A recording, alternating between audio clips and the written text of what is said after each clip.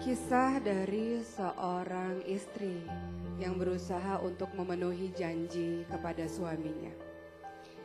Aku adalah seorang wanita yang dijodohkan oleh ibuku untuk menikah dengan seorang pria yang tidak aku cintai sebenarnya. Tapi apalah dayaku untuk menolaknya. Bahwa aku dan keluargaku memang memiliki kekurangan dalam finansial dan laki-laki itu bisa memenuhinya. Dan lagi pun kedua orang tuaku sangat menyayangi pria tersebut. Sehingga jadilah aku menikah dengannya. Aku merasa laki-laki itu telah merenggut semua kebahagiaanku, merenggut semua kebebasanku. Maka ketika aku menikah dengannya dan aku paham betul betapa dia sangat mencintaiku, maka aku pun menjadi istri yang seenaknya saja. Aku bersikap manja terhadapnya dan suamiku itu selalu memenuhi semua permintaan-permintaanku. Ketika kami bertengkar, suaraku selalu yang lebih tinggi daripada suamiku dan suamiku itu patuh-patuh saja terhadapku. Aku tidak pernah memikirkan bagaimana makannya, aku tidak pernah melayani kesehariannya, tapi aku tahu dia tetap saja mencintaiku. Aku sangat benci dengan keteledorannya. Ia seringkali meletakkan handuk yang basah di atas tempat tidur, dan aku benci itu.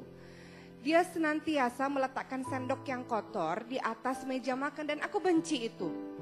Dia senantiasa menggunakan laptopku dan lupa untuk menutupnya dan aku benci itu.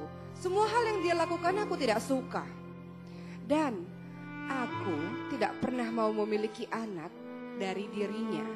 Maka setiap hari aku pun meminum pil agar aku tidak memiliki anak darinya. Namun suatu ketika aku terlupa untuk meminum pil tersebut. Dan ketika 4 bulan kemudian dan aku memeriksakan diri ke dokter, aku dinyatakan telah positif hamil dan mengandung anak kembar pula. Aku pun lantas marah kepada suamiku. Kenapa dia tidak mengingatkan aku untuk meminum pil tersebut? Ternyata suamiku ini sangat menginginkan seorang anak. Aku meminta kepada dokter untuk menggugurkan kandunganku tersebut karena aku tidak sudi mendapatkan anak dari dirinya. Namun dokter sama sekali tidak mau untuk menggugurkan kandunganku tersebut. Dan dengan terpaksa pun aku mengandung dan melahirkan anak dari dirinya tersebut. Suatu ketika seperti biasa aku bangun siang dan itu sudah terjadi setiap hari. Anak-anakku sudah beranjak memasuki usia 8 tahun. Mereka tengah sarapan bersama ayahnya. Dan seperti biasa ayahnya yang menyiapkan sarapan untuk mereka. Dan pada hari itu suamiku menciumiku, memelukku, membuat anak-anak tertawa dan menggoda kami. Dan apa yang terjadi ketika itu? Aku ini adalah seorang istri yang memang di rumah saja. Aku tidak mengurusi pekerjaan rumah tangga karena sudah ada asisten rumah tangga. Ketika anak-anakku sekolah, suamiku pergi kerja, maka yang kulakukan adalah bersenang-senang dengan teman-temanku atau aku pergi ke salon seperti pada hari ini. Aku pun pergi ke salon dan kemudian ketika aku selesai untuk mempercantik diriku, aku mencari-cari dompet di tasku. Dan ternyata di tasku tak ketemui dompet tersebut. Ketika itu orang-orang di salon mengatakan tidak apa-apa ibu bisa berhutang, besok-besok bisa datang lagi dan membayar. Tapi aku terlalu gengsi untuk itu. Dan aku pun menelpon suamiku dan mengatakan kemana dompetku. Karena memang setiap hal-hal kecil selalu suamiku yang tahu. Karena suamiku yang mengurusi semuanya dan aku tidak pernah tahu akan apapun. Lalu suamiku mengatakan, maafkan aku sayang, kemarin anak-anak membutuhkan uang kecil sehingga aku harus mengambil dari dompetmu karena di dompetku tidak ada uang kecil. Lalu aku lupa untuk meletakkannya kembali ke dalam tasmu dan aku letakkan di meja begitu saja dan aku marah besar karena keteledoran itu. Aku benci sekali dengan suamiku gara-gara dia dompetku ketinggalan dan gara-gara dia pula aku harus menunggu lama di salon untuk menunggu kehadirannya. Suamiku mengatakan, wahai istriku, tenang ya sayang, sebentar lagi aku pulang kerja, aku akan ambil dompetku di rumah dan aku akan mengantarkan dompet itu ke salonmu. Kamu tunggu sebentar di situ, kata suamiku. Dan aku langsung mematikan telepon begitu saja. Aku benci sekali dengannya. Seharusnya dia mengikuti semua kemauanku. Seharusnya dia menyiapkan semua kebutuhanku. Tapi kali itu dia lagi-lagi teledor. Dan aku marah. Aku pun menunggu menit demi menit, jam demi jam, dan aku mulai tidak sabar. Aku terus menelponnya. Biasanya aku menelpon 2 kali dia sudah angkat. Tapi kali ini berkali-kali aku telepon, dia tidak angkat.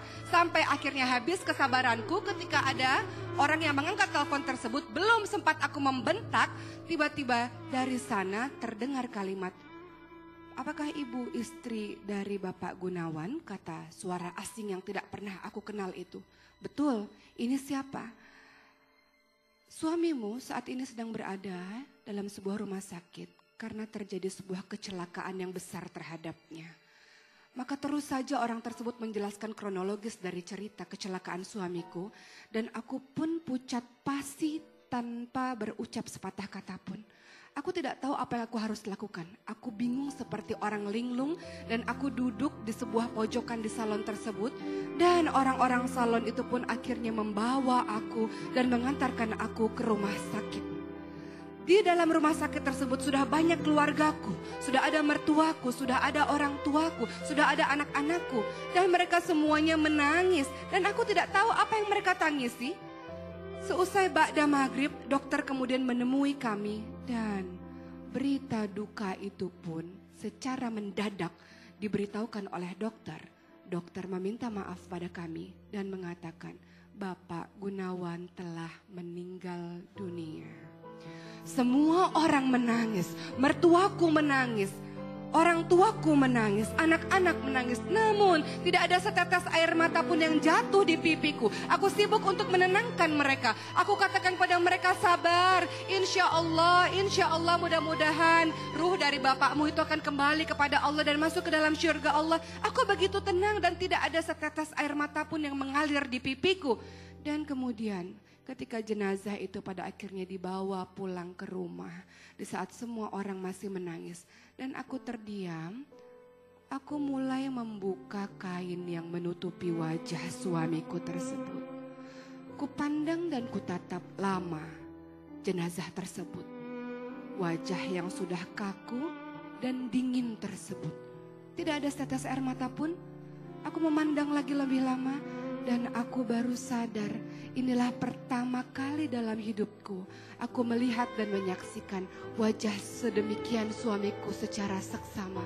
Inilah pertama kali dalam hidupku aku melihat wajah suamiku secara betul dan tanpa terasa tetes air mataku pun mengalir di pipiku.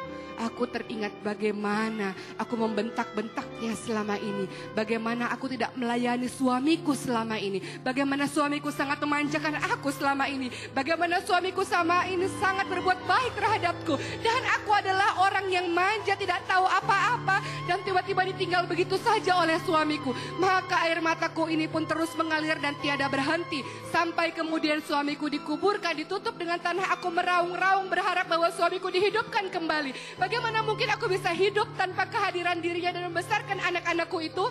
Dan aku seperti orang yang tidak punya nyawa. Berhari-hari terus berjalan, aku diam. Dan aku melihat bahwa di setiap sudut ada wajah suamiku. Orang tuaku, mertuaku senantiasa menghiburku dan aku tidak bisa berkata apa-apa. Satu-satunya kalimat yang aku katakan adalah aku ingin suamiku datang dan kembali ke sini menghadapku, kembali lagi bersamaku di sini. Dan aku tidak tahu bagaimana menjalankan kehidupanku tanpa kehadirannya. Karena aku tidak pernah tahu apa-apa, aku sangat bergantung pada suamiku. Namun apa yang terjadi? Beberapa hari kemudian ada seseorang datang, ibuku dan notaris datang dengan membawa sebuah kabar bahwa aku tidak perlu khawatir. Ternyata suamiku sudah menyiapkan semuanya untuk masa depan aku dan anak-anak.